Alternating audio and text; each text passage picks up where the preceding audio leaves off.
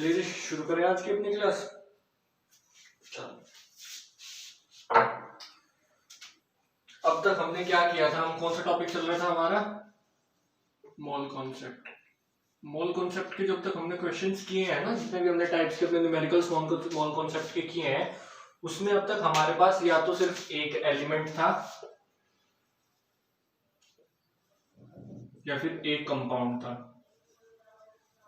है ना। या तो हमने सिर्फ एक एलिमेंट में डील किया था या तो फिर हमने एक कंपाउंड में डील किया था। या तो हमने क्या निकाला था कि भाई इतने में इतने ग्राम एल्यूमिनियम में या फिर इतने ग्राम ऑक्सीजन में लीटर्स बताओ, है ना। तो सिर्फ एक की बात हो रही थी अब तक कि O2, N2, HCl या फिर H2SO4, ठीक है। ये तो आपके एलिमेंट्स हो गए, ये आपके हो गए कंपाउंड्स, ठीक है। आज जो हम बात करेंगे मोल कॉन्सेप्ट में नेक्स्ट, वो अब हम बात करेंगे सॉल्यूशंस में, कि सॉल्यूशन क्या होते हैं आपके। सॉल्यूशन आपका सॉल्वेंट प्लस सॉल्यूट जो होता है वही तो हमारा सॉल्यूशन होता है। दो ऐसी चीजें जो आपस में केमिकली वो ना करती हो, क्या ना करती हो, मतलब केमिकली नॉन रिएक्टिव हो, और अगर मैं उन दोनों को मिक्स कर देता हूं तो उस चीज को मैं क्या बोलता हूं, सॉल्यूशन बोलता हूं। जो मेरा ज्यादा अमाउंट में होता है, मोर अमाउंट में जो मेरा होता है वो होता है मेरा सॉल्वेंट, और जो मेरे पास लेस अमाउंट में होता है वो होता है मेरे पास सॉल्यूट। और जो चीज मेरी इन दोनों को मिक्स करने पे बनती है वो होता है मेरा सॉल्यूशन। और सॉल्यूशन कैसा सॉल्यूशन, होमोजीनियस सॉल्यूशन। कैसा सॉल्यूशन जी, होमोजीनियस सॉल्यूशन। होमोजीनियस का क्या मतलब होता है, होमोजीनियस का हमारा मतलब होता है ऐसा सॉल्यूशन जिस मतलब आप उसका कोई भी पार्ट, अगर सॉल्यूशन का कोई भी पार्ट अगर आप उठा के देखोगे तो उसकी फिजिकल प्रॉपर्टीज और उसका जो स्टेट होगा पूरा सेम होगा, ठीक है। मतलब कुछ भी उसमें अलग नहीं होगा, okay. Through out the solution जो उसकी प्रॉपर्टीज होंगी वो आपकी सेम होंगी। तो आज हम सॉल्यूशंस में बात करेंगे मोल कॉन्सेप्ट की, ओके। तो इससे पहले कुछ टर्म्स हैं हमारी, जो टर्म्स हमें समझनी पड़ेंगी आगे जाने के लिए, ठीक है। मतलब क्वेश्चन से जाने से पहले हमें इन टर्म्स को समझना पड़ेगा। सबसे पहली टर्म जो है आपकी, वो है आपकी मास परसेंट या फिर वेट परसेंट। मास परसेंट और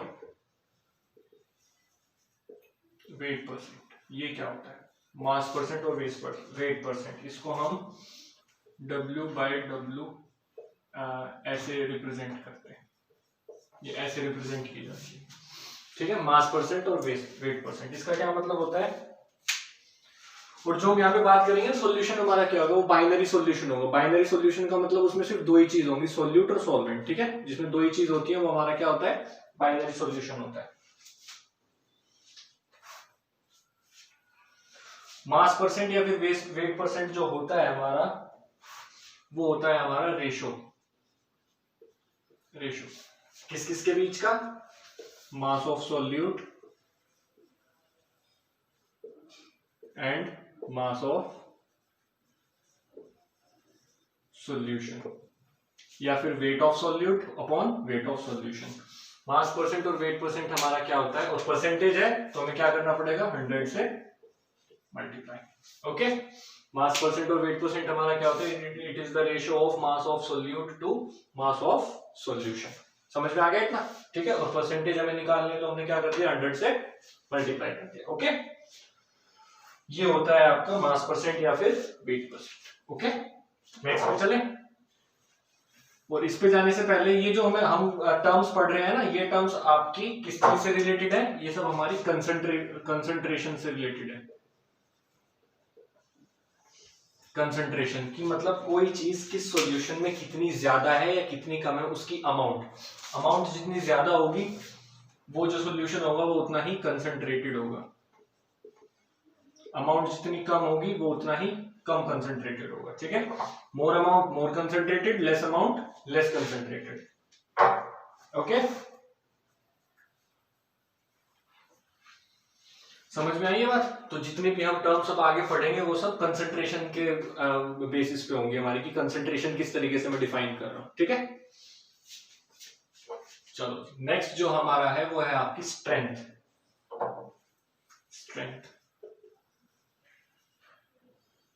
strength of a solution. Strength of a solution क्या होती है? स्ट्रेंथ ऑफ अ सॉल्यूशन क्या होती है हमारी? ये होता है, ये भी हमारा क्या होता है, मैं आपको डेफिनेशन बता देता हूँ। It is defined as the amount of solute present in a liter of what? Solution। कि कितना ग्राम सोल्यूट इन ग्राम्स, ठीक है, इन ग्राम्स, ये इंपॉर्टेंट है। स्ट्रेंथ ऑफ सॉल्यूशन हमारा क्या कहलाता है? It is defined as the amount of solute.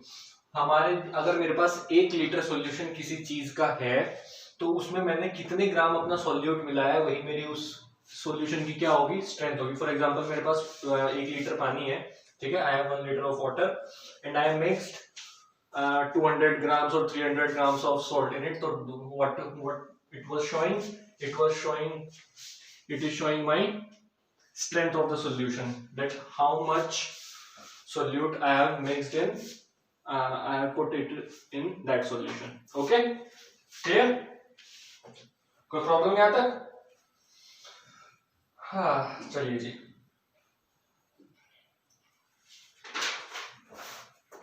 पर लीटर ऑफ सॉल्यूशन में हमने कितना ग्राम सोल्यूट मिलाया है, वही मेरा क्या होता है? Strength of that solution. Okay जी, चलिए नेक्स्ट देखते हैं। नेक्स्ट जो होता है मेरा, वो हम सबसे ज्यादा इस्तेमाल करते हैं, ये वाला जो टर्म होती है इसका इस्तेमाल सबसे ज्यादा होता है, वो होती है मोलैरिटी। क्या होती है जी? मोलैरिटी। ओके, स्ट्रेंथ में मैंने क्या बात की थी? Amount of solute in grams. यहां पे मैं बात करूंगा अमाउंट ऑफ सोल्यूट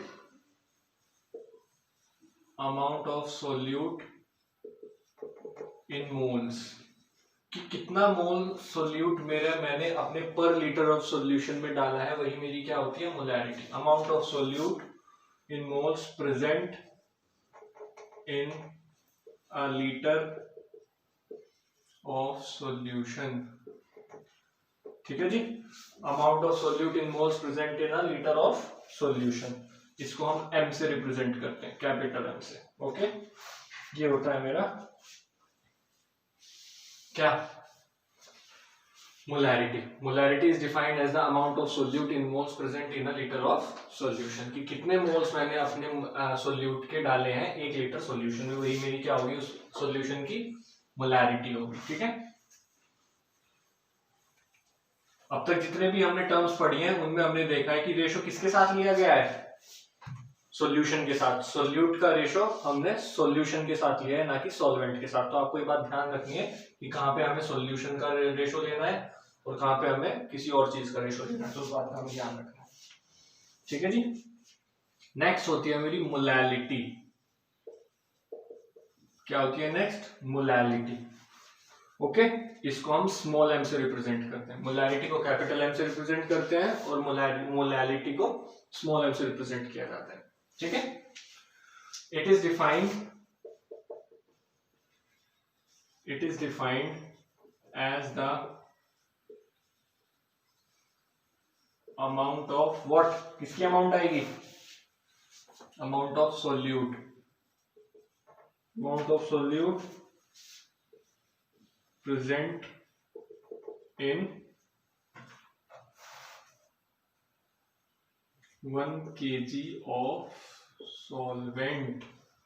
देखो यहाँ पे बात चेंज हो जाती है। अब तक जितना भी हमने वो किया था कि 1 litre of solution, 1 litre of solution, अब तक हम जो अमाउंट देख रहे थे सॉल्यूट की, वो 1 लीटर सॉल्यूशन में देख रहे थे, पर लीटर ऑफ सॉल्यूशन में देख रहे थे। बट मोलैलिटी के केस में अमाउंट ऑफ सॉल्यूट का रेशो में किसके साथ देखना है?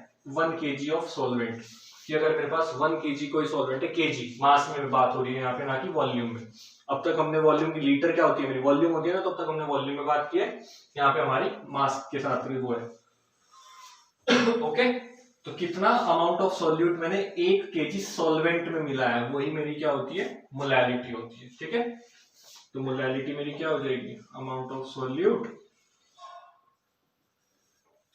सॉल्यूट अपॉन कितने ग्राम, mass of solvent in what, in kgs, kilogram में।